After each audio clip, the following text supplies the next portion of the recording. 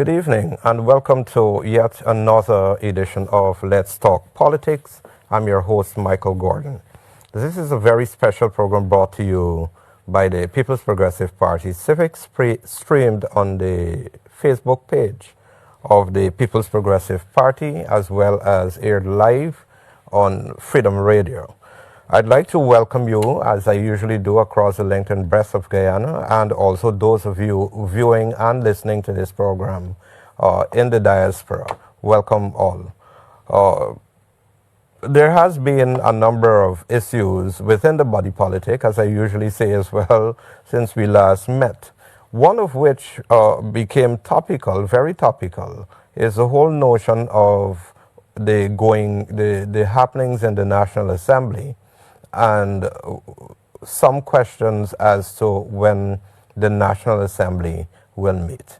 But first, before we do, I want to address a particular issue and to speak perhaps on behalf of the People's Progressive Party civic government as it relates to the excessive rainfalls that have, that Guyana has been experiencing in the last few days, resulting in consequential flooding, some of which in the interior locations especially would have been coming from the mountains, some even in Region 9 coming from the higher lands within Brazil. This natural phenomenon is unavoidable. It is no government's responsibility to control how much rain a country gets. Guyana, as we all know, below the coasts, which is below sea level, has been adversely affected. But I have no doubt that the Air Finale-led administration has spared no effort in ensuring that every resource at the availability of the state has been put in place to ensure as much ease as is possible to every single Guyanese, individual and family, and business affected by these excessive rains and consequential floods. I know the President himself, the President himself, Prime Minister Mark Phillips, Vice President Barjaglio, and every single minister of government and officials of government have since fanned out to various locations to ensure that a tab first and foremost is kept on what has been happening as it relates to the flooding, and also to ensure a needs assessment is done and relief are brought to those people, families, businesses who are in need. I am aware, I can safely say that a number of additional pumps have been deployed to various areas to accelerate the drainage of water off the land. Relief have been given to individuals, have been given to households, have been given to businesses who have been adversely affected by the flood. The efforts have not ended. The efforts will continue as long as the rains continue, as long as the flooding prevails. But I also reiterate, for the sake of emphasis, that no effort will be spared by this PPPC government to ensure adequate relief is brought to all affected, including residents of Georgetown. Georgetown, as they say in Guyanese paradigms, is a totally different kettle of fish. The consequence of the mismanagement of the city has been brought to bear and has accelerated the flooding situation in the city. I saw some comments made today by Minister of Agriculture, the Honorable Zulfikar Mustafa, as it relates to the efforts his ministry, through his agency, the National Drainage and Irrigation Authority, has been making to bring significant relief to the residents of Georgetown. So, whilst what has been happening, is unavoidable, no efforts are being spared or have been spared to bring relief and to make this most recent phenomenon as seamless as possible. So I urge all to brace for support and to ensure as much as possible your you have your properties and your premises as far as possible protected against flooding, whether it is sandbags or otherwise. That said, I'd like to address the issue that we will be addressing tonight. So, not much has been said about what has been happening in the National Assembly in recent times. We saw the chief whip of the opposition, a Partnership for National Unity, and AFC. Well, I just say PNC, writing to various regional bodies, lamenting the fact that there has not been sittings in the National Assembly in excess of 80 days. You've had a number of other issues raised relating to the National Assembly, and more recently, I believe it was in today's Stabrook News, today, sometime over the weekend, the Speaker of the National Assembly, Honorable Manzoor Nadir, addressed the issue as it relates to preparations that are being made to recommence sittings of the National Assembly and some of the logistical challenges, which includes ensuring that the Parliament staff are vaccinated. Tonight I want to introduce to you a gentleman I have known for in excess of 30 years, since as a young reporter, perhaps in my recent memory, one of the best dressed parliamentarians, not now, when he was younger. He's no longer a young man now, but I'd like to introduce you to the Honorable Manzoor Nadir, Speaker of the National Assembly. Speaker, it's a pleasure having you. It's an honor having you on tonight's program. Thank you very much, Gordon. Good evening to all your viewers and your listeners. Um, I would have preferred tonight's topic or host uh, headline to read Let's Talk Governance. So today we are going to speak about governance, not politics. Um, but first, let me join you and all of the persons who are concerned and involved with bringing relief to the persons who have been flooded out, whether it's in Region 1, Region 6, Region 10, Region 9, Region 7. It's in the city itself.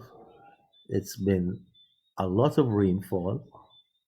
I know the amount of rain that has been falling because I have been engaged in doing some construction work since November. And literally from the 1st of November, we have had rain. The rain really gave us an ease at the beginning of March for about 2 or 3 weeks, and then it returned. A lot of our households have been affected by rain and severely affected, I must say. I, I want to re emphasize the point that the flooding we are experiencing is very, very unique. And where we are, we have long cycles of flooding. In fact, when the 205 floods hit, persons said that the last such big flood would have happened over 100 years ago. I remember once I was asking why persons in the area between Bath Settlement and Onverwacht, there is the piece there, Narstig Hyde, Waterloo Experiment, and so forth, did not use those lands. And one of the old timers said it's an area that is prone to flooding. And yes, we've gone ahead and built in that area. But that old timer remembered the issue of flooding. It's been um, alleviated because of the MMA project and the work that has been done with respect to retaining water in the backlands of the MMA. But we are in a rainforest zone, and we are going to get lots of water coming down. When the bridge that was linking, or when the bridge that links Lethem to St. Ignatius was built, and the first time I traveled over that bridge, um, I was in the company of some persons who had gone to Region 9 for the first time. And I said to them that, you see how high this bridge is? You would not believe that when the rainy season comes, the water is going to come very close to the bridge. And that was perhaps 15 years ago, 10 years, beyond 10. It would have been somewhere between um, 15 to 12 years ago. And today we see pictures of that bridge, which is very high over that river. When you're passing on there over that river, it's usually a stream, and the water is that 40 feet high almost. So this is how much water comes down in Region 9. We saw in Bartica where the water was coming up. I've never seen that before, and I've been going to Bartica since in the 70s. Um, so yes, it's a lot of water. A lot of persons are flooded out, and the flooding that we have is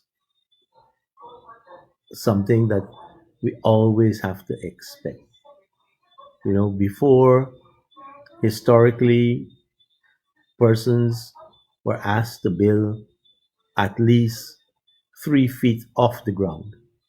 If you see the old time houses in the city, you would see those blocks, and they normally have 3 or 4 rows of blocks and then a small step going up, especially the logie houses.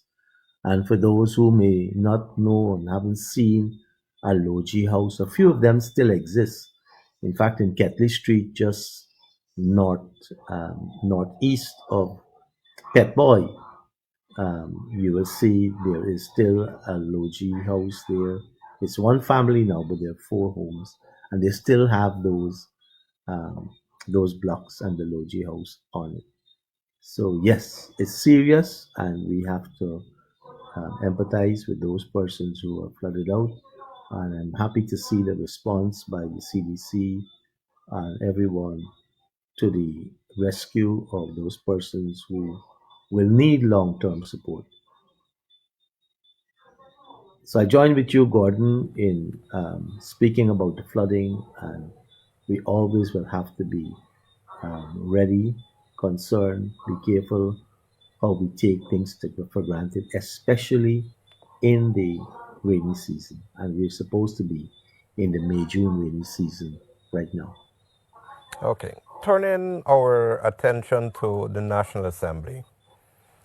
You were quoted in today's Stabrook News, I believe, as saying that efforts are being made to have the recommencement of sittings of the National Assembly. The daily newspaper also quoted you as citing some of the logistical challenges in getting that restarted. One of which is a low rate of vaccination on the part of Parliament staff, and of course, as the Speaker of the National Assembly, your responsibility to ensure that all protocols are upheld. Can you speak to some of these issues as it relates to bugbears or even positives as you prepare to recommence sittings of the National Assembly? Gordon, first let me say that the headline and the first paragraph of that article in today's Tablet News, an article which is now down, is a bit misleading because they're quoting me as saying that sittings of the National Assembly will resume this week. And whoever edited what I told the reporter did a poor job in reflecting what I said. What I said was we are preparing to ensure that the National Assembly can be ready for the restart of sittings, and committee meetings from the 1st of June. Sittings of the National Assembly, Standing Order 8, is basically at the request of the government. And in emergency situations, the Speaker can convene a sitting of the National Assembly. Meetings of committees are called by the chairperson of those committees.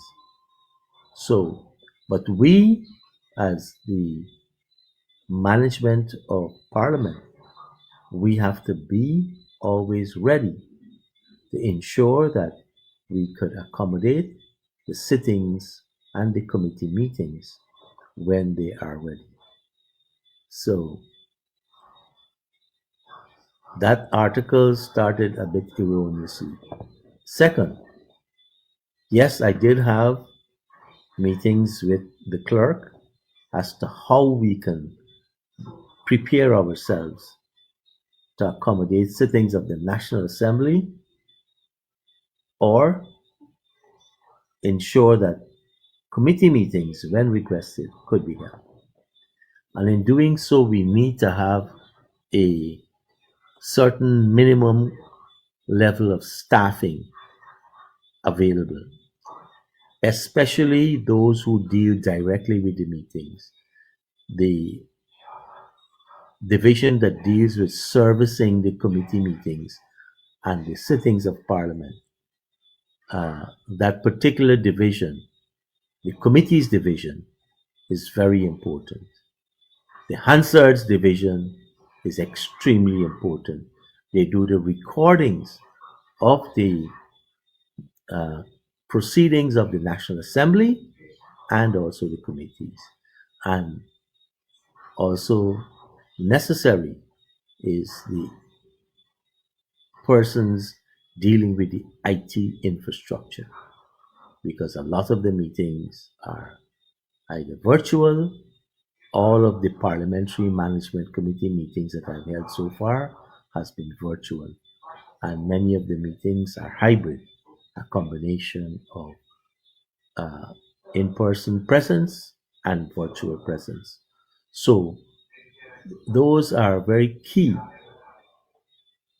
departments in the staffing of the National Assembly that have to be there. We can't operate just on skeleton staff for these committee meetings. And one of the biggest problems we have in getting persons vaccinated is the committees division. One of the lowest rate of vaccination is the committees division. And I think perhaps only a certain percentage in the answers division, the IT division, they are almost on track, the small division. So we have to have these persons there, and there is great reluctance on the part of the staff. In fact, during the program, I will pull up a document which speaks to the level of or the percentages that we have um, who are vaccinated in these divisions. So we had this discussion. I had this discussion with the clerk, and what we're going to have to ensure is that persons who have refused to be vaccinated, that they will have to get a negative test and present that to us um, before they can start working again physically in the National Assembly. And it's difficult, especially with respect to committee meetings and sittings, for them to be totally virtual all the time. So this is a major challenge which we have, a major challenge we have. And it's almost similar to the challenge we have convincing the population as a whole to get vaccinated. I'm hearing all kinds of excuses. In fact, even today, I was speaking to a good friend of mine, and he said his wife refuses to go get vaccinated, and his mom. And no matter what you speak to them about, they're just refusing. So it's a challenge. But we are now going to have to look at all the options. I know that, like Australia, I think it is, they have amended standing orders to allow only a small percentage of persons to be physical and everybody else to be virtual. When His Excellency President Ali signed the proclamation convening Parliament, he did include in that proclamation the uh, holding of sittings of the National Assembly and committees virtually or hybrid systems. So we have the framework within which we can do either or all. I'm particularly interested in hearing, you mentioned the percentages. I can't wait. I am curious as it relates to the rate of vaccination within the among the parliamentary staff. And the reason for me asking this question is the fact that what you describe among the parliamentary staff seems to be a microcosm of of a trend within the public service. Even the office of the Prime Minister, where I work, has made efforts to ensure entities that fall under its responsibility, to ensure that every effort is made, every resource is available to its staff to ensure they're vaccinated. Of course, we all know that vaccination is not compulsory. No one could be compelled to go get vaccinated. But what we've done is to provide facilities specifically for staff to have this done and also for testing. And there continues to be challenges as it relates to having maximum participation in the vaccination exercise. And to my mind, Speaker, this is as a direct result of uh, not the entirety of the body politic lending public support and encouraging people publicly to come out and get vaccinated, while many, if not most, of leadership, uh, especially in the political opposition, have had their vaccinations uh, done. They have received their vaccination, but yet continue to orchestrate and marshal a whisper campaign that discourages people from being vaccinated. And of course, there are some who have their train of thought and their belief system, uh, which is anti vaccine. However, there is a whisper campaign that has been perpetuated on on the population, a section of the population, uh, spreading a range of mistruths as it relates to these COVID-19 vaccines. But I'm particularly interested in hearing about the percentages within the departments, within the Parliament office. Gordon, I don't know about the, but I wouldn't want to impute at this stage any motive on behalf of anyone. Um, I still find it hard to understand why there is a reluctance to be vaccinated. And I can speak specifically about the vaccination program, which we have advanced, we have encouraged among the staff of the Parliament Office. First, the Parliament Office, they were involved with us mobilizing vaccines for MPs. Members of Parliament were given in April um, an opportunity to be among the first to receive vaccines. And in April, a special um, arrangement was made at the National Assembly, at the Parliament Office, to vaccine MPs.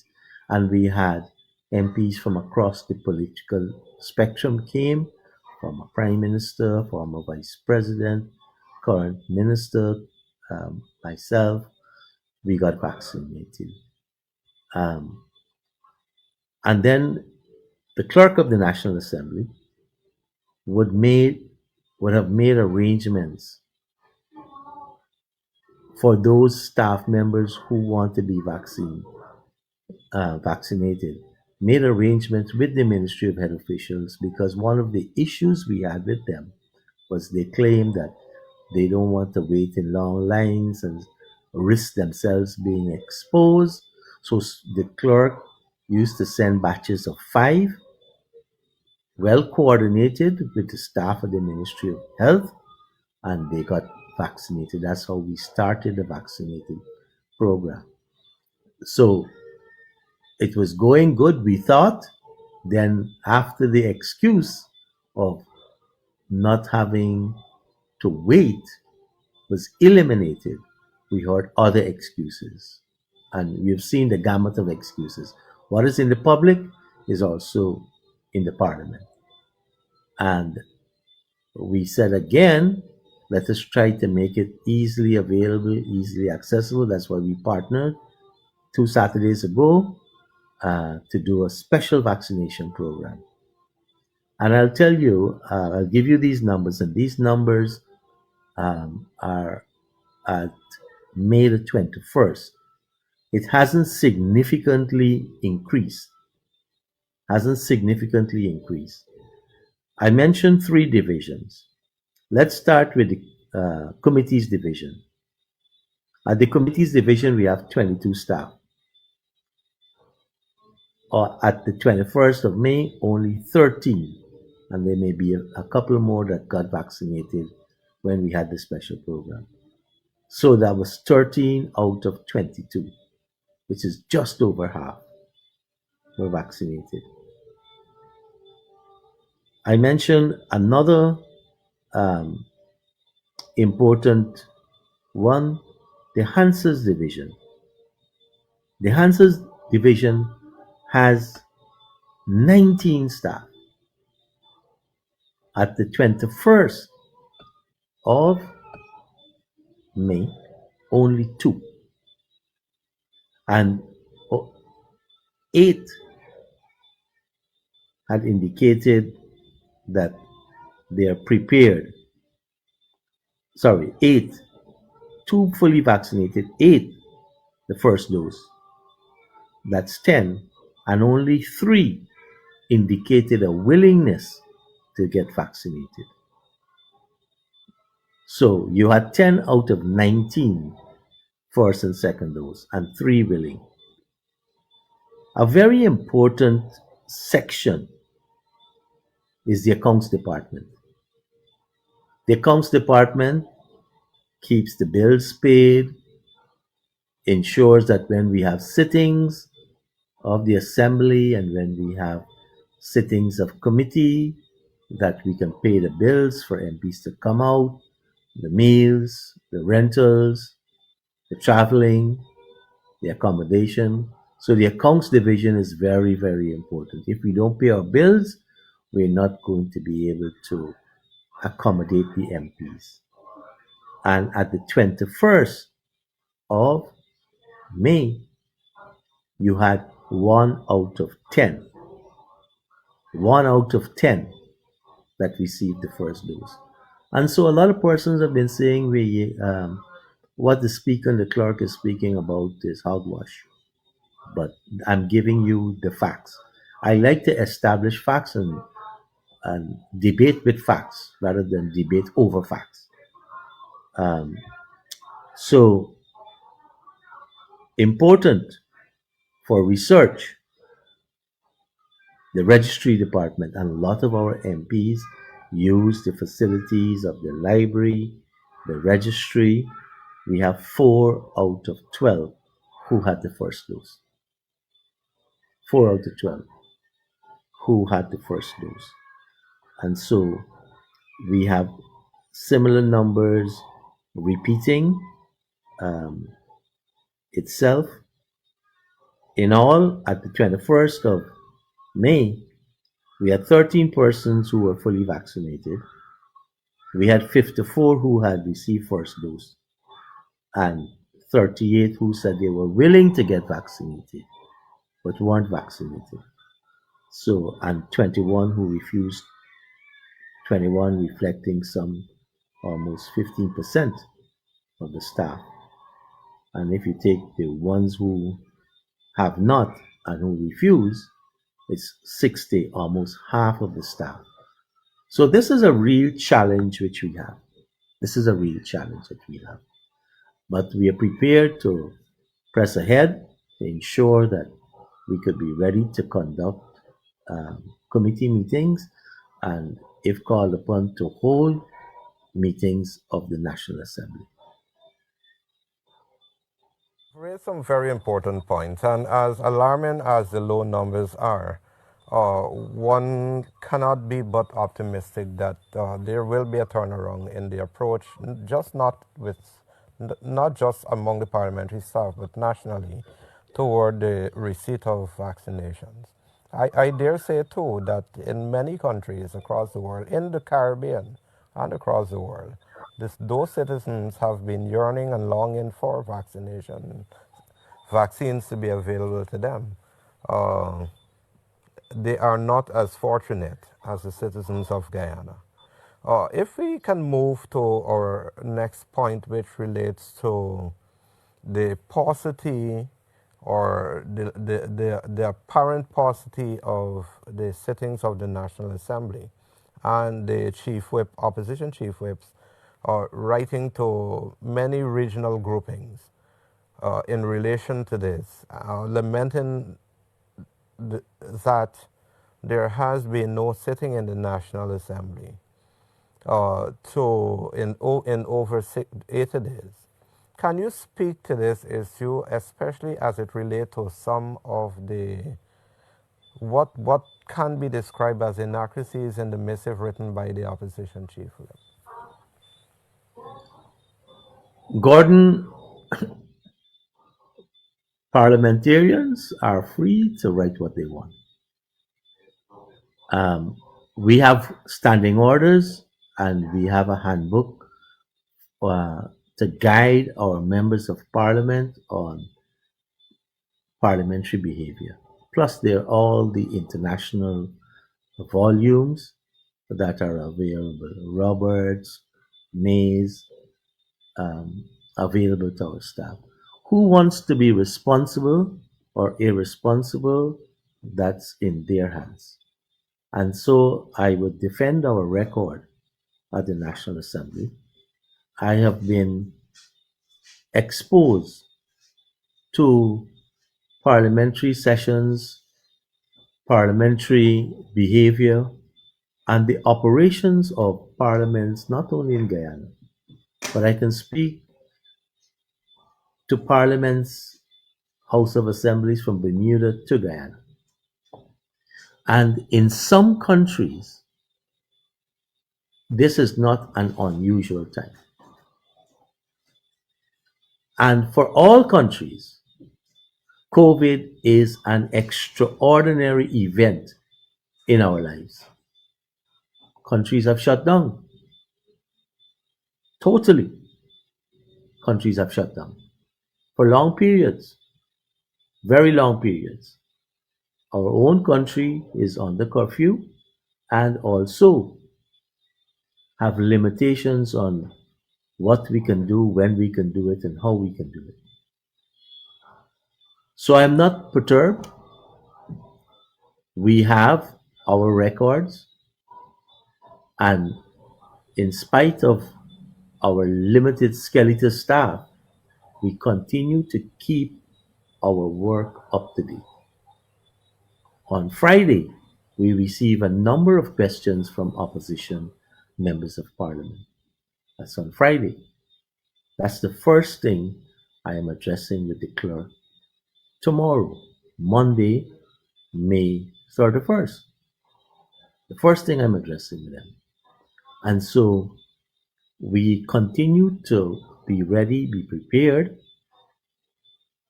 from an administrative position to ensure that we can conduct the affairs, the people's affairs, in an expeditious manner, given the hurdles that we have in front of us.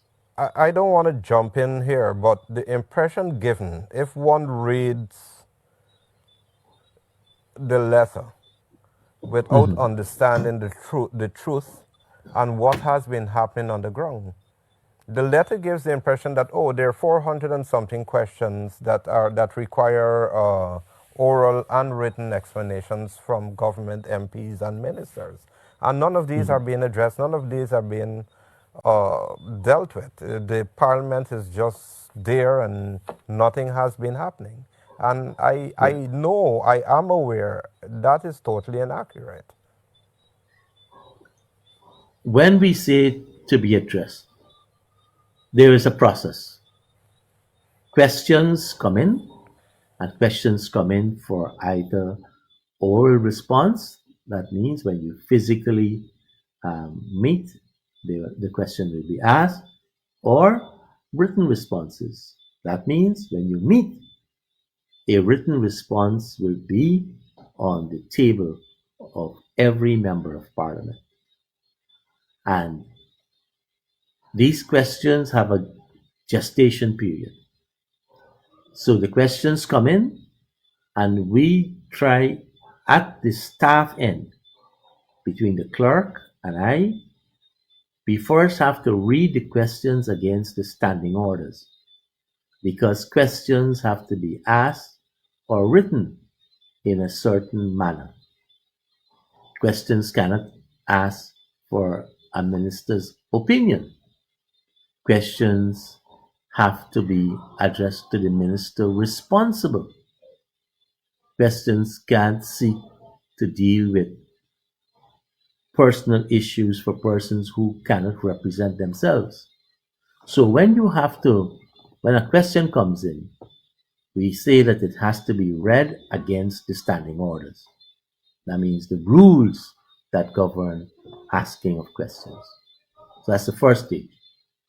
What the clerk and I try to do is, within a period of 7 to 10 days, to dispose of that first stage of the process, so that the questions are read, and if the questions have to be amended, we would send a written notice to the person asking the question. They can either withdraw it, refashion it, and resubmit it. After we accept a question to go to a minister, there is a period of time, I think it's 21 days, which uh, the minister would have to respond within, and then the question is ready for presentation to the National Assembly. So you see, asking a question on Friday would not give you a question till 7 weeks later. So a question is just not asked and ready for an answer tomorrow. So immediately persons can understand that you may have 487 questions or 587 questions, but there's a gestation period for a question to reach the table of the parliamentarians. And so some questions would have to be resent, resubmitted, a notice paper. Once a question is accepted to go forward, a notice paper is issued to every member of parliament. So if people want to be accurate, what they could do is say, for the 787 questions received, we've received notice paper for 687. So we know 100 is outstanding. If you receive a notice paper, you cannot accuse the National Assembly, the clerk, or the speaker of delaying questions. Because notice paper, it goes to the minister, minister has to prepare the answers and send them back. And some of the answers are long. So this is the process that we have to go through. And we try to advance. The other issue is that a member of parliament can send in a million questions, but any one member of parliament is only allowed to ask 5 questions at any one sitting. So you could ask 787 questions, and that might come from 10 members of parliament. So that's like an average of 78 per person. But when you divide that 78 by 5, it will take 17 sittings of the National Assembly to dispose of those questions. Then I'm sure someone will stand up and say, I have asked this question 2, 3 months ago. But the question being asked may be way at the bottom of the list. And so you are only allowed, every MP, 5 questions at any one sitting. And we have one member of parliament who currently has 102 questions. So the next sitting of the National Assembly, that member of parliament will only have 5 questions answered. And he would have 97. And then he would be accurate to say that I've asked 97 questions 8 weeks ago. It's true. But those 97 questions may take the next 3 years to come. If I understand you well, it requires 20 sittings of the National Assembly for that one member's questions to be answered. If my math is right. Just over I think 20. yes, your math is right. Yes. So that will be another bone for anyone to raise and say, here is unfairness, here is bias, here is stymieing democracy. But With those all, are the rules. And with all I've what you've. said, Go ahead, go ahead. just let me go. And I've said before, I have to operate with the rules before us. I can't operate with the opinion of one, a few, or even the entire assembly unless those rules are changed. Let's take dress code for example. Mild colors, no displays are all issues that we have to deal with. And now we are addressing the issue of amending the dress code for everybody. So we may be able to use special wear for cultural occasions. I said maybe because we haven't addressed it as yet. But the dress code is one of the issues which we have to deal with, and it affects everybody. So unless those rules are amended, then I have to apply the rules fairly, evenly to everybody. Use the word, one of the things that jumped out at me, two words you use, rules. You use the word rule 7 times. You also spoke to accusations against the speaker. Yours truly.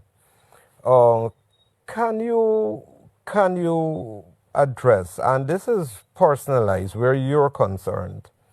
You have often been accused by the members of the opposition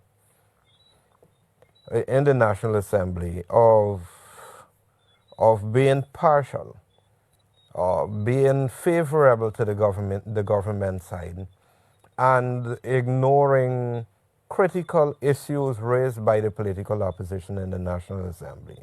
This is notwithstanding the fact that there has been this, and I'm going to refer to it as an artificial call for sittings of the National Assembly, when those who are calling for sittings of the National Assembly at this time, at no point between December 2018 and August 2020, uh, speak to the breaches and the disrespect to the Constitution of Guyana and the fact that the National Assembly had not met during that 2 year period. These are the same people who are now lamenting the fact that the National Assembly hasn't met in over 80 days and accusing the speaker of openly and wantonly taking the side of the government in the National Assembly. How do you respond to that personal allegation? And I call it an attack. Gordon, I'll just shift my camera briefly to this side. And where I'm speaking from is the facility that has been established for me to uh, conduct the work of the National Assembly from my residence.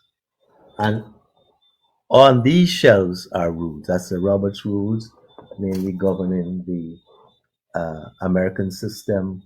This is the Mays, the Westminster system, uh, our own standing orders of the National Assembly, right? So all my references are at my fingertips. When we have sittings of the National Assembly, literally, I transfer all of these. I just have to pick them up, and they're in the office of the Parliament. I have a duplicated set also. So I will apply these rules. And I have been around a long time. Many times, uh, disrespect, calling of names, we've experienced that when we were a child. When a person can't um, overcome your arguments, they resort to other mechanisms. But you have to keep your head high, keep operating by principles and not personalities. And so I will apply principles and our rules rather than going to personalities. So when the issue started, I think it was uh, December last year, we heard a similar call. Since ex parliament hasn't met, the government was a few months old, and so we had a similar call. And when we had the calls and all of the interventions, objections raised during the second budget debate, I did mention that I received an email from former Speaker Raphael Trotman. And uh, Raphael basically said, Mr. Speaker, I see you were um, getting a baptism of fire, and I want to say this to you.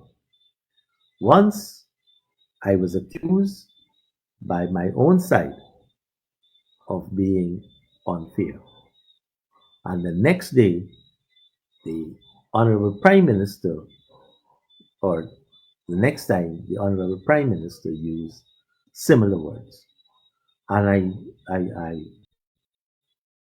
did, and a few hours later, I tapped myself on the shoulder and said, um, I must be doing a good job for both sides to criticize me. So I think Raphael, former Speaker Raphael Trotman, were very encouraging, and we have we have to continue to operate with principles. I just want to share with your audience some parliamentary history. Now, Parliament emerged, the House of Commons, our Westminster system, emerged out of conflict between the King and then called the commoners, who many of them had gotten very rich, and who demanded more rights and demanded to be heard. And so you had what was called the Magna Carta, the great letter written by the king, establishing England doesn't have a constitution. It has a lot of laws, but its parliamentary system is rooted in the letter, the Magna Carta. Now, this caused the creation and more powers to the commoners, and the House of Commons was established. Then we had the Great War, Cromwell, and the King. We went through all of that. But where the Speaker is concerned, the role of Speaker was always, I shouldn't say the role, but the nominee for Speaker was left with the King. So the King used to nominate the Speaker, and the Speaker had to carry the messages from the House of Commons to the King. And many times, the poor Speaker was always caught between the King and the commoners. And if he carried back a message from the House of Commons which the king didn't like, the king would say, off, literally, off with his head. And the executioner was there to chop his head off. So that's how the phrase, you must hold on to your head. When things are tough, you say, hold on to your head. Because literally, you lose your head.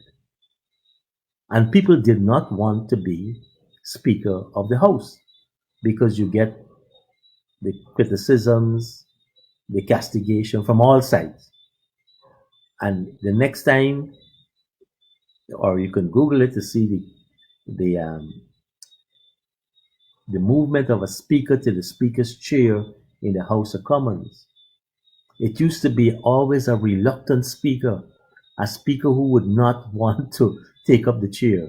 So even now, they ceremoniously try to drag him to the chair or her to the chair in the UK. So I raise that because it's always been a situation where you will get run over by all sides and you lose your head. So you take on the job because it's necessary in a democracy. You have to be principled, fair, and at the same time, you have to be tough as nail and keep your head high. And the only way you can keep your head high is applying the rules in a fair manner. And Oh, I want to, continue your thought. Our time is practically gone, and I wanted to get in one other point I, quickly before and we I run wanted out to of time. say, I feel proud that I've been able to do that in the short time I've been speaker. Okay. You have the fortune, some may say misfortune, of presiding over the National Assembly at a heavily charged political period. You took over the reins as Speaker of the National Assembly, coming out of a very volatile political period in Guyana's history. You are now tasked with the responsibility of governing over a National Assembly, as I said, that is heavily charged. You are presiding over a National Assembly with an opposition who has been, in many instances, referring to race as a way, as a means to achieving their objectives. I want to play a short video, most recently stated by the leader of the opposition. This is the leader of the opposition under your tenure as Speaker of the National Assembly, who said this. And after I play the video, I'm going to ask you in closing, your thoughts on such a reckless statement by no less a person than the leader of the opposition in the National Assembly over which you preside. Video.